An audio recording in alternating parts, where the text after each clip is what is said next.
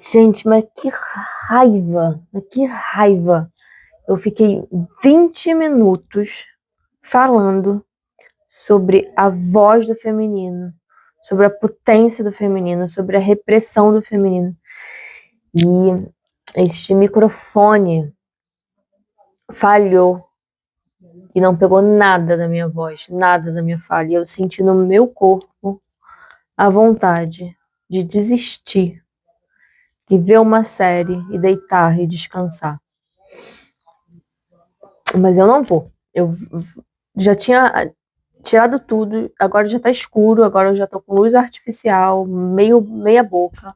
Eu vou continuar aqui. Depois eu vou descarregar essa energia no meu corpo, fazendo muito chacoalhado.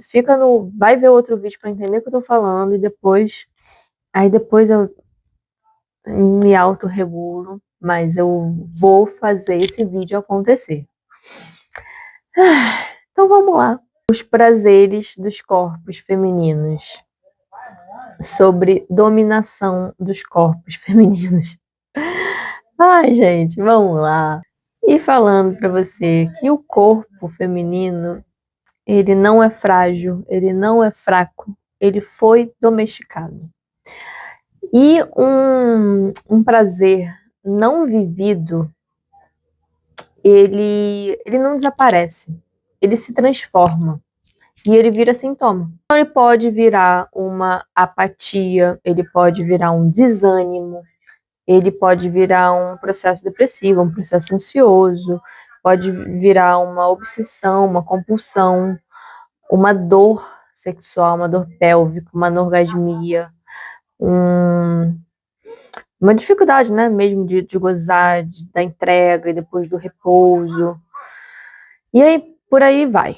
Então, vamos lá, fazendo esse recorte da história, de uma história ocidental, de uma época. Eu não vou parar esse vídeo, não importa quem aparecer por aqui, não importa quantas falas estiverem por aqui. Eu moro num lugar que é um silêncio absoluto. E neste momento tem várias pessoas falando aqui por perto. Não sei o que está acontecendo, mas eu vou continuar. Então, num período histórico, acreditava que existia apenas um modelo único de um sexo na era da Idade Média. Então, esse sexo era o sexo do corpo masculino. E a mulher era como se ela viesse como uma falha, como se ela fosse mesmo, né, castrada, e como se o corpo dessa mulher, como a vagina, fosse um pênis invertido, né? Então, pênis para dentro. Ai, esse é um pensamento, uma visão tão pequena, né? Assim, então, talvez me dá a sensação até de uma inveja, sabe? Da potência do feminino. Mas, assim, bom, naquela época, assim, quando já se existia, né? Os médicos, os pesquisadores que pudessem abrir os corpos das mulheres, eles viam que não era um pênis para dentro, né? Que além da vagina, além do canal vaginal, tinha um órgão que ainda podia não ter nome, né? Mas tinha um útero, tinha um ovário, então tinha um sistema bem diferente do corpo do homem. E eles não viram isso? Ou eles apenas fingiram que não viram? Eles apenas ignoraram, talvez por um status político, talvez por uma manipulação. Então esse silêncio, ele não foi uma ignorância. Tu acha que foi? Porque assim, se naquela época fosse reconhecido que o corpo da mulher é um corpo diferente, que tem um órgão diferente, que tem um sistema reprodutor diferente, então seria um corpo que teria um prazer diferente e que teria prazer, que teria um poder diferente e que teria um saber. Então teria espaço para essa mulher. É um espaço perigoso. É melhor não mexer com isso. É melhor fingir que não se viu. E aí se reduz, né, o corpo da mulher como um sistema, uma função reprodutiva, e não uma função de sentir prazer e de expressar, né, os prazeres da vida. O desejo feminino, ele era visto como um desvio moral. Mas existiam as mulheres que sabiam, Porque naquela época a presença das parteiras era muito importante. A mulher dava à luz, mas era preciso uma mulher que tivesse a sabedoria do corpo da mulher, a sabedoria do parto, daquele bebê, daquela vida, do ciclo lunar, do ciclo menstrual, de se tivesse que ter algum tipo de procedimento para salvar a vida do bebê ou daquela mulher. Aquelas mulheres, elas tinham essa sabedoria, né? Elas tinham a sabedoria também das medicações, das ervas. Então elas sabiam dos corpos femininos. Ah, mas, pô, então por que que as parteiras não fizeram uma revolução e ensinaram essas mulheres da nobreza, né? Então, dessa classe, né, das mulheres brancas, né, da corte, não se ensinava sobre esses corpos?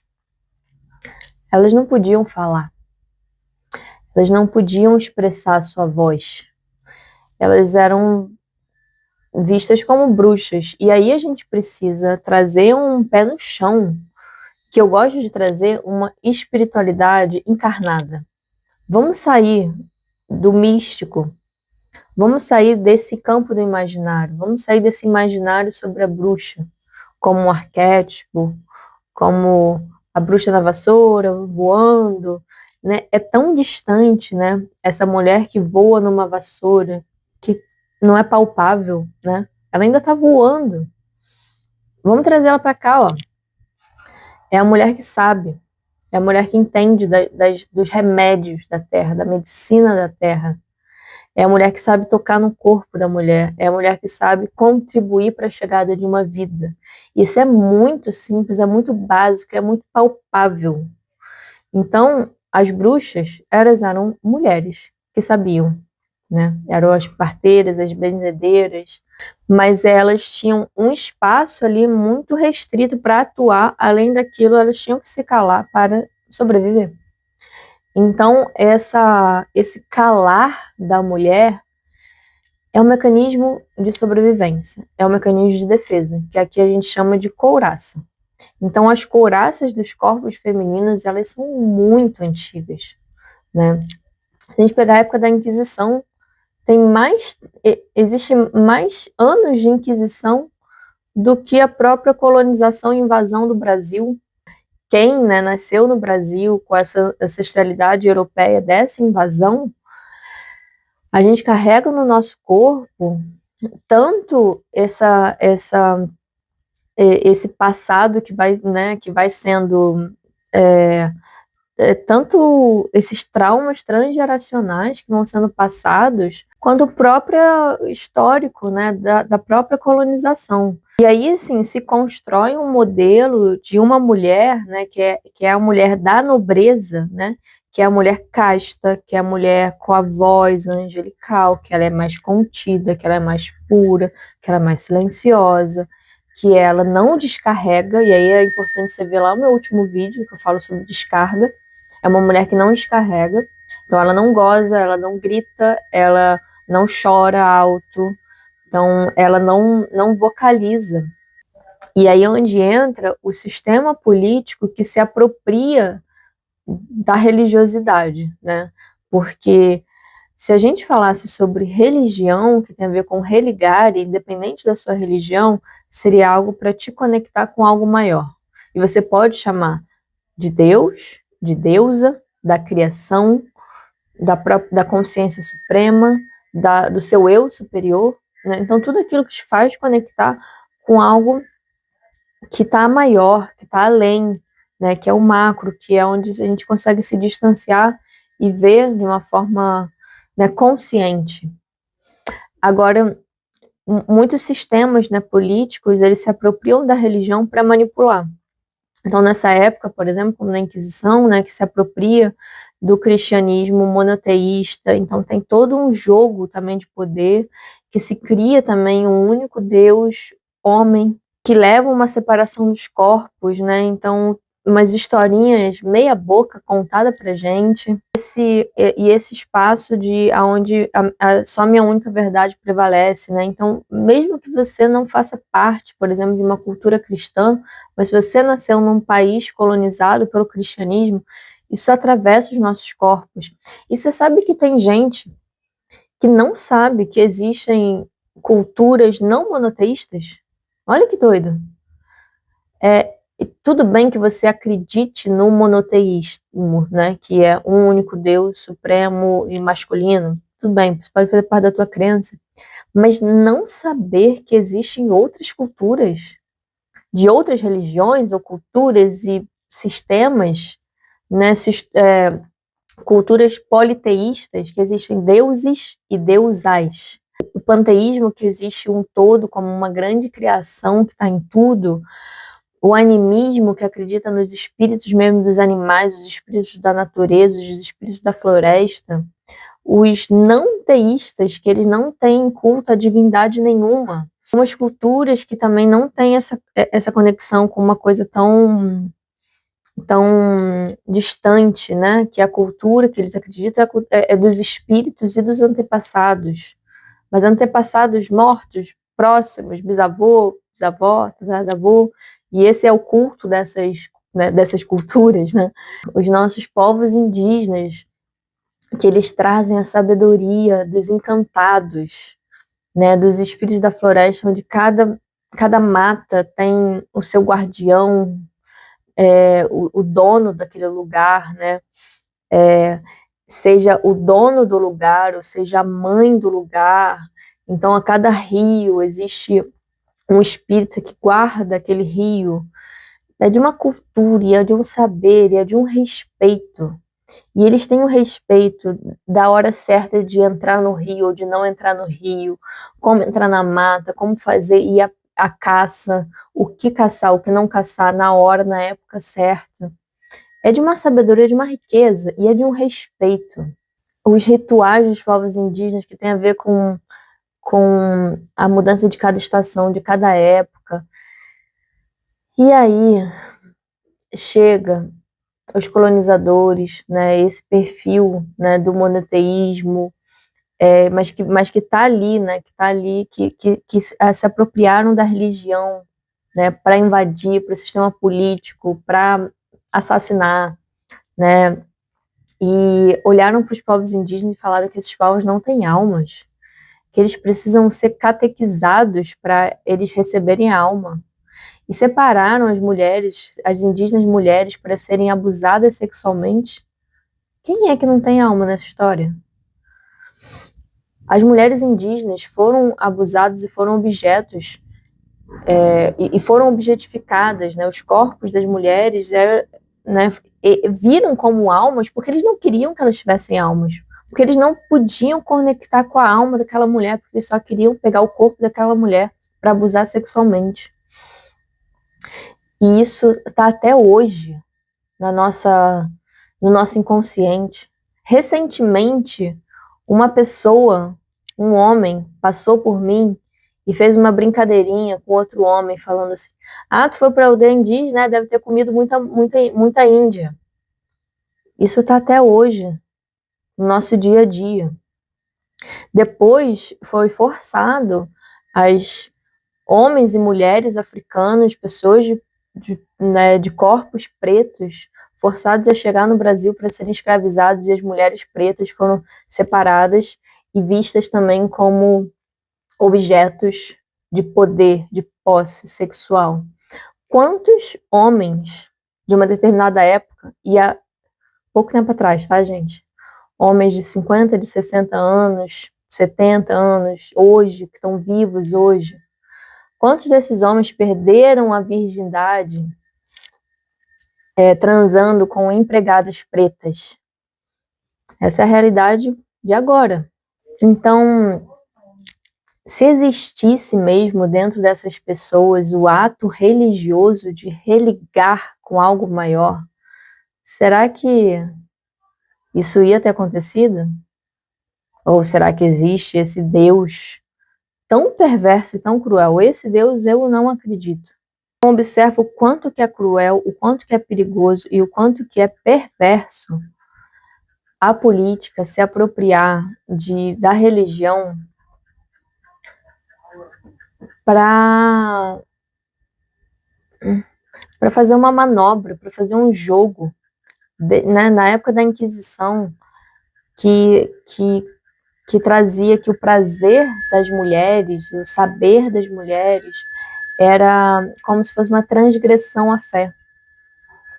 Então, fazia essa mistura da fé das pessoas para reprimir elas e reprimir sexualmente, porque mulheres mais reprimidas, mulheres com menos capacidade de descarga, e aí lembra, no meu último vídeo, é importante você entender a importância da descarga para entender isso aqui que eu estou falando. Então, mulheres que têm menos capacidade de descarga, têm menos capacidade do seu corpo se autorregular, e assim se torna um corpo mais facilmente dominado, e se torna corpos mais facilmente domináveis.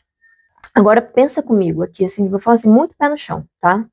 Todo mamífero veio de uma fêmea. Todo ser humano veio de uma mulher. Então, toda a vida do ser humano nasceu de uma mulher. Isso não é muito potente? Isso não é muito simbólico? Se a gente fosse ver num contexto espiritual, isso também não é muito forte espiritualmente? E nisso, a nível inconsciente, também é muito assustador.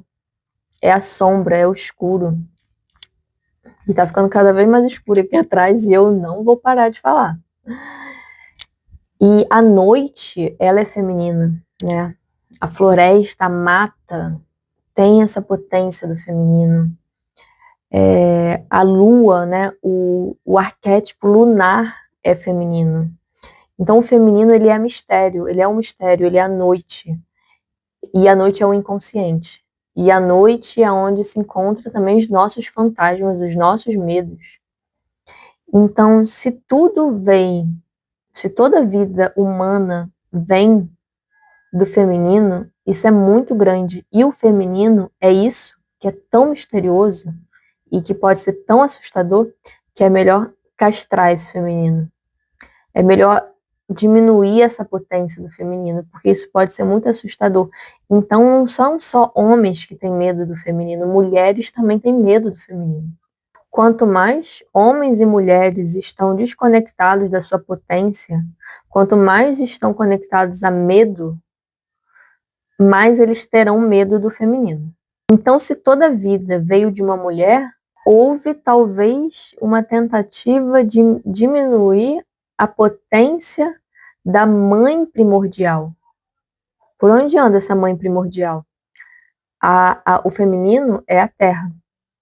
Né? Então há essa grandiosidade, né? Gaia, né? A grande mãe. Então seria muito coerente, até se a gente tivesse uma visão aqui monoteísta, de ser a grande deusa, né? A mãe, né? E a gente está sempre trazendo sobre o pai, né? Meu pai, meu Deus, né? Ai, meu pai. E curiosamente a gente nessa sociedade ocidental a gente está carente, né, de paz. Então a gente tem uma cultura que carece dos pais, mas que cultua um grande pai. E será que esse desequilíbrio, será que é porque cortaram a grande mãe? Será que porque podaram aí começou a desajustar tudo? Será que a gente não precisa resgatar o feminino, não só nos corpos, a potência do feminino, não só nos corpos das mulheres, mas também nos corpos dos homens? Se a gente pensar sobre o útero, que é um portal da vida, literalmente, isso não é místico, a vida veio daí desse órgão, mas pensando no lado místico, ele ainda é forma de cálice, isso é muito simbólico. Então, se aqui vem a vida, ele é portal entre mundos, ele é portal entre o visível e o invisível. Então, ele é muito assustador para quem tem medo. Agora, corpos femininos, eles são mais plásticos, eles têm mais capacidade de se adaptar. O que isso pode ser maravilhoso, porque a potência, então, desses corpos, a gente consegue transitar literalmente entre os mundos, a gente tem mais capacidade intuitiva, mais capacidade de conectar a mente com a emoção, né, de ver um todo, de ter mais, né, uma mente, um ser mais múltiplo, né, mais artístico também, de acessar vários pontos ao mesmo tempo. Uma mente que consegue ver várias coisas ao mesmo tempo. Isso é a nossa potência. Só que, nesse período onde castraram a mulher, e esse saber da mulher era assustador, ameaçador, que viam como bruxa e elas iam para a fogueira e elas eram assassinadas, as mulheres, para sobrevivência, tiveram que se adaptar. Elas tiveram que calar, elas tiveram que recuar. Então, muitas mulheres se calaram para se manterem vivas. Então, nós somos filhas daquelas mulheres que se calaram. Vamos deixar de romantização.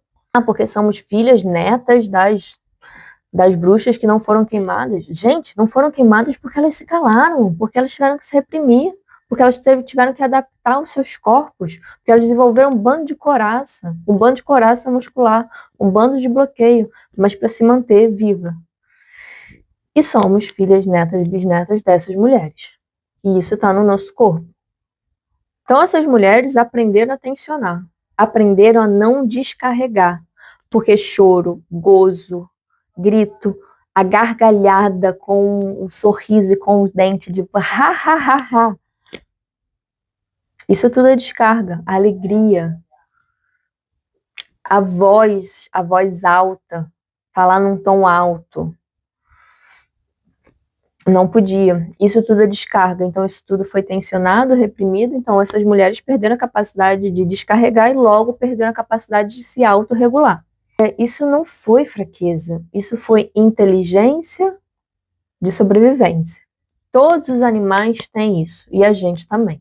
Só que hoje, essa domesticação, ela não acontece numa fogueira real, mas ela continua acontecendo numa fogueira subjetiva. Pode estar acontecendo em padrões de beleza, né? Então você vê que a moda ela muda o tempo todo, né? Então os procedimentos estéticos eles estão crescendo cada vez mais, mas cada vez uma nova moda. Cada vez ditam que isso é o belo agora, e mulheres tentam se ajustar agora nesse belo. Elas começam até a gostar daquilo.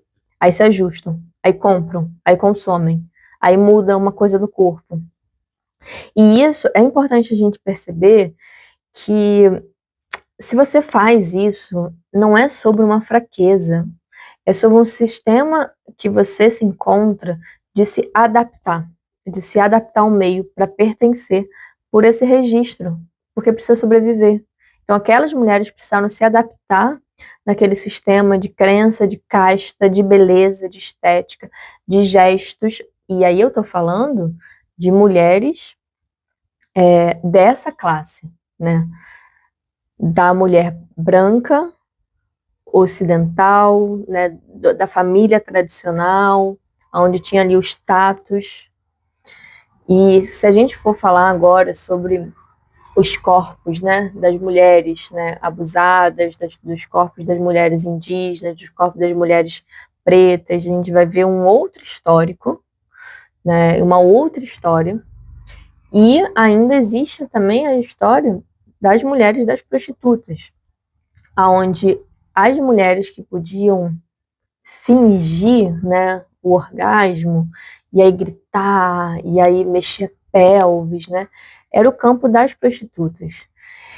E a gente ainda tem, né, esses arquétipos no nosso inconsciente sobre Maria como a santa, né, então como a mãe de casa, né, angelical, a casta, ela é vista como Maria, que é virgem, então ela é assexuada, não pode sentir. E aí tem esse arquétipo, né, da prostituta, o arquétipo da Eva também. E isso também é bom de trazer aqui, né? Porque falando sobre a mãe primordial, olha o que fizeram com essas historinhas muito balela, muito mal contada, né, gente? Tem gente que cai, que acredita. Mas é porque é isso, é porque conecta com fé, com religião, e aí cria-se uma manipulação psicológica na cabeça, que é muito perversa mesmo, né? Porque se utiliza também não só da fé, mas da vulnerabilidade das pessoas, né? Então, a historinha que contaram pra gente é que, mesmo sabendo que todo ser humano veio de uma única mulher, contaram uma historinha que a primeira mulher veio da costela de Adão. E como se esse Adão existisse, como se Adão fosse um homem, gente. Adão, pelo hebraico, a tradução de Adão é ser humano, é ser humano. Então é o homem nesse sentido, é o homem, o ser humano, não é sobre homem e mulher. E Eva não é sobre mulher, a mulher pecadora. Eva, na tradução do hebraico, é portal da vida. É o barro, é aquilo que dá a vida, é a passagem. E ainda botaram a serpente no meio como perigo. E a serpente é pura energia da sexualidade, né? A Kundalini, que é a conexão também da terra e do céu, né? Essa conexão das energias, desse equilíbrio do feminino e do masculino. Aí, gente, pegaram isso que eu acho muito belo da palavra Adão, né? De o ser humano, né? Então, a coisa do humano, da coisa falha, né? Somos seres vulneráveis. Aí falaram que é um homem e que a primeira mulher que deu a vida a todos os seres humanos, veio de uma costela. Caraca, é uma história muito mal contada. Então, revoltas à parte, dá para entender também porque que a gente acreditou nessas histórias. São muitas manipulações, muita perversão, muita doutrina, muita invasão, muita agressão, muita punição.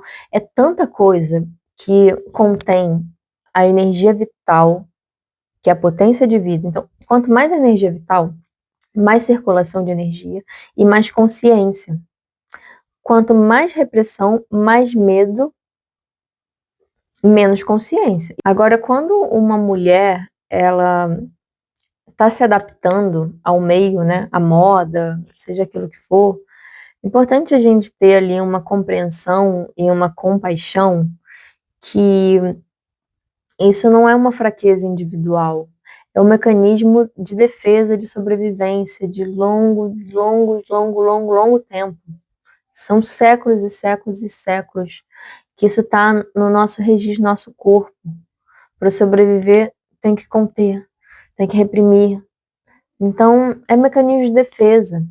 Então, eu falo, às vezes, aqui, numa fala mais revoltada, mas dá para entender.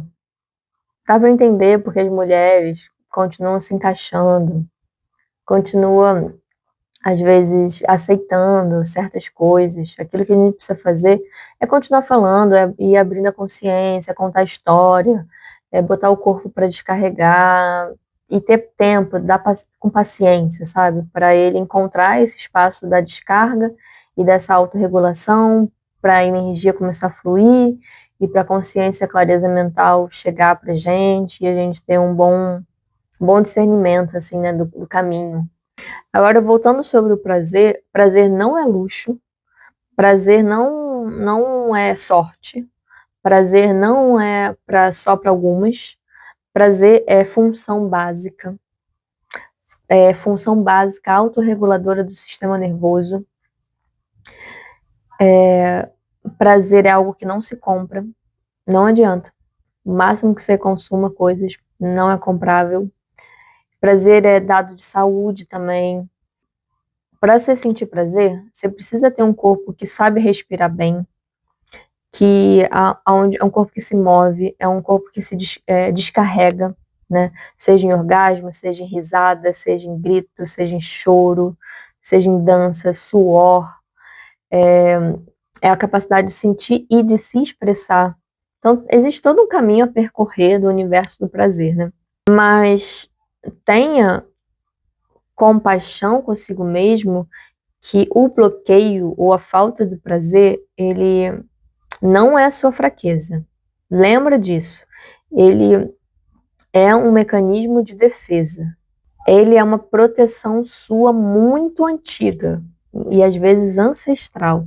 Então, não tente forçar o prazer, sabe? Ficar forçando o prazer, porque isso pode retraumatizar o seu sistema, né? Então, em algum momento eu vou falar sobre o processo de retraumatização. Por isso que precisa ter essa paciência com o seu processo. E um corpo feminino presente, que sabe descarregar, que se regula, né, que faz essa autorregulação, ele se torna um corpo indomável.